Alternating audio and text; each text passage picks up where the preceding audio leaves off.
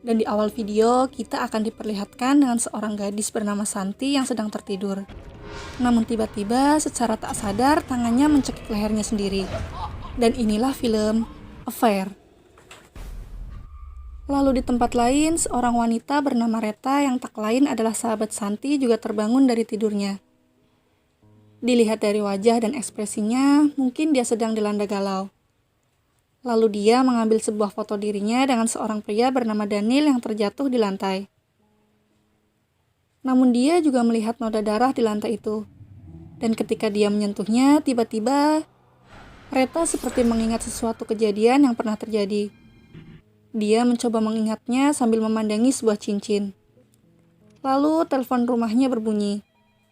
Ternyata Daniel yang menghubunginya. Namun Daniel tak mendengar suara Reta. Karena menganggap teleponnya yang sedang bermasalah, Daniel pun kembali ke kamarnya. Sepertinya Daniel juga sedang dilanda perasaan yang sama dengan Reta. Lalu dia melihat sebuah foto dirinya bersama Santi dan Reta. Ketika Daniel mengambil foto itu, tiba-tiba... Dan di saat dia sedang kebingungan dengan apa yang terjadi, tiba-tiba handphonenya berbunyi. Namun ketika ia hendak mengambil HP itu, dia dikagetkan lagi dengan sekelibatan bayangan. Ternyata tadi Santi yang menelepon Daniel. Karena ternyata dia juga sedang mengalami kejadian yang sama dengan Daniel. Entah dosa apa yang telah mereka bertiga lakukan sehingga kini mereka diteror oleh makhluk gaib. Santi terus mendapat gangguan di rumahnya. Dan ketika dia berbaring di kasur sambil menutup telinganya dengan bantal, dia merasakan ada sesuatu yang bergerak di bawah selimutnya. Dengan rasa ketakutan, Santi membuka selimut itu dan ternyata...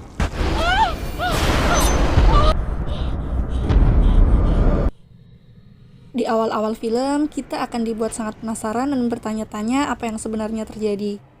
Dan Reta dikagetkan lagi karena ada pisau yang berlumuran darah di rumahnya. Dan ketika dia mengambilnya, lagi-lagi Reta seperti mengingat telah terjadi sebuah kejadian sadis di rumahnya.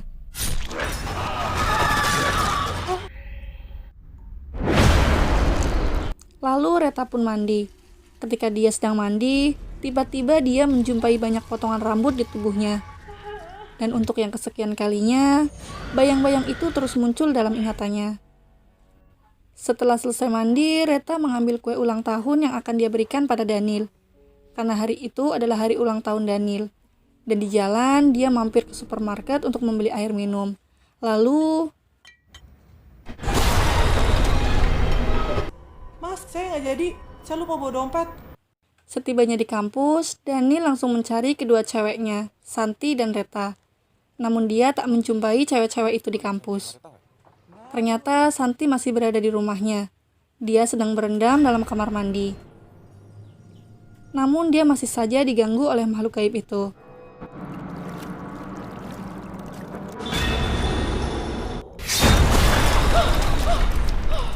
Sementara Reta, dia masih dalam perjalanan menaiki kereta api. Reta pun juga sama.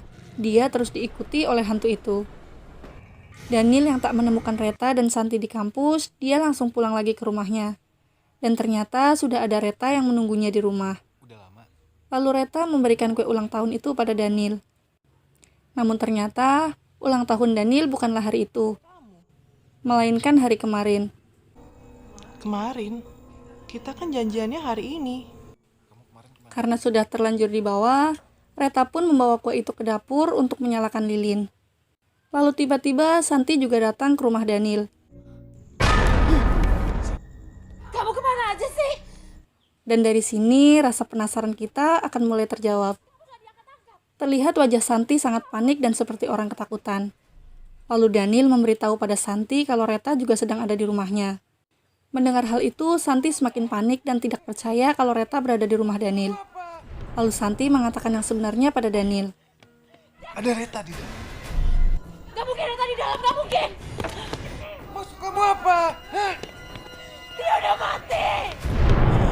Dia udah mati. Kamu bohong, San. Reta ada di sini. Reta yang mendengar ucapan Santi tadi baru menyadari bahwa dirinya sebenarnya telah mati. Dan bayang-bayang yang hinggap dalam pikirannya adalah kejadian-kejadian sadis yang telah terjadi pada dirinya sendiri. Lalu Sin pun flashback ke awal sebelum malapetaka itu terjadi. di mana Santi yang sedang berada di kampus lalu melihat Reta yang juga berada di kampusnya. Ternyata mereka berdua adalah sahabat SMA namun sudah sekian lama berpisah. Dan kini Reta juga kuliah di kampus yang sama dengan Santi. Dan ternyata dari kemarin Reta selalu memperhatikan Daniel. Santi yang mengetahui itu lalu mengenalkan Daniel pada Reta. Gue tahu. Yang bener, kenalin dong, please. Namun Santi memperkenalkan Daniel hanya sebagai sahabatnya saja. Dan benih-benih cinta Reta pada Daniel pun semakin menguat.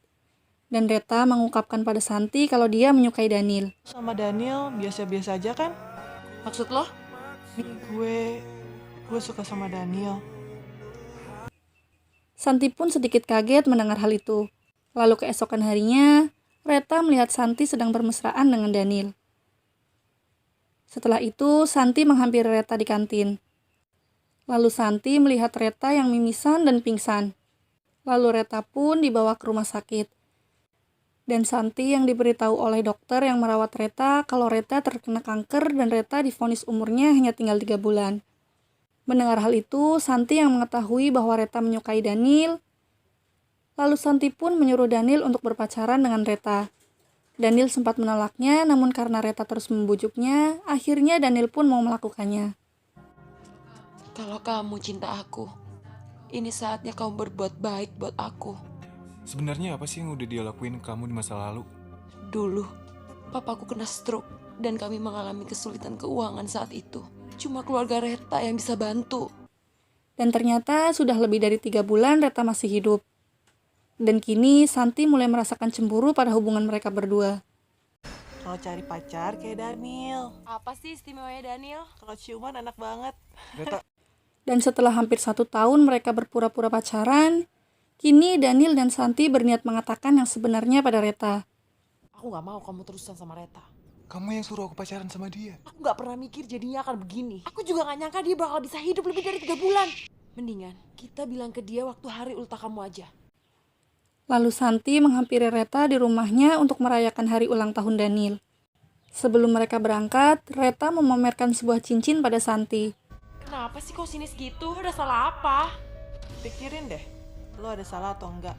Lihat deh nih, dari Daniel. Dia ngelamar. Ternyata Reta sudah mengetahui hubungan Santi dan Daniel. Namun karena Reta sudah sangat mencintai Daniel, dia mengatakan kata-kata yang membuat Santi naik pitam. Lalu tiba-tiba, Santi mengambil sebuah pisau dan langsung menusukkannya ke punggung Reta. Dan terjadilah sebuah perkelahian hebat antara mereka berdua. Lalu Reta yang terluka parah melarikan diri ke kamar mandi. Dan di kamar mandi, Reta mengatakan bahwa sebenarnya dia berbohong atas sakitnya itu.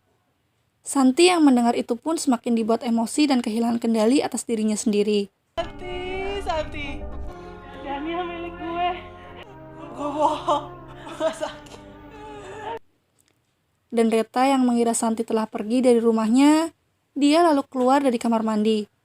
Lalu tiba-tiba, ternyata Santi hanya bersembunyi untuk menunggu Reta keluar. Reta sempat melakukan perlawanan, namun karena dia sudah terluka parah, Santi pun berhasil merobohkannya. Dan terjadilah pembantaian sadis itu. Reta.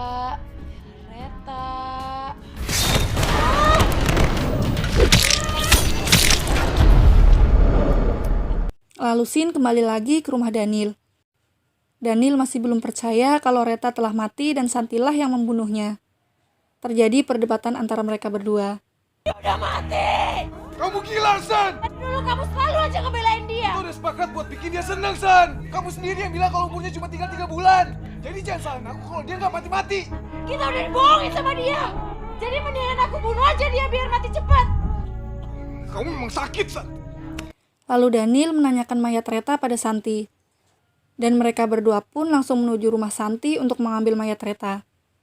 Di mana mayatnya sekarang, San? Mayatnya ada di dalam koper. Udah aku potong-potong. Lalu mereka pun membawa mayat itu keluar. Dan di tengah perjalanan, tiba-tiba mobil yang mereka kendarai mengalami kecelakaan. Dan hantunya Reta pun muncul, lalu dia membawa koper yang berisi mayat dirinya sendiri.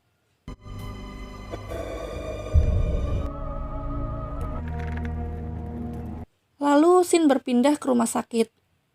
Di sana ada Monik, saudara sepupu Santi. Ia menanyakan keadaan Santi pada dokter di rumah sakit itu. Nyawa Santi bisa kita selamatkan. Tapi kita tidak bisa menyelamatkan laki-laki yang satu mobil dengannya. Lalu Monik pergi ke rumah Santi, dan dia menemukan buku diari milik Santi. Monik pun membacanya. Dan akhirnya Monik pun tahu yang telah terjadi pada sepupunya itu lewat buku diari Santi yang dia baca.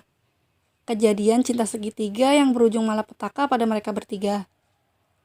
Dan Monik pun kembali lagi ke rumah sakit untuk menemani Santi. Kini giliran Monik yang mulai merasakan kejadian-kejadian aneh di sekitarnya. Dan tiba-tiba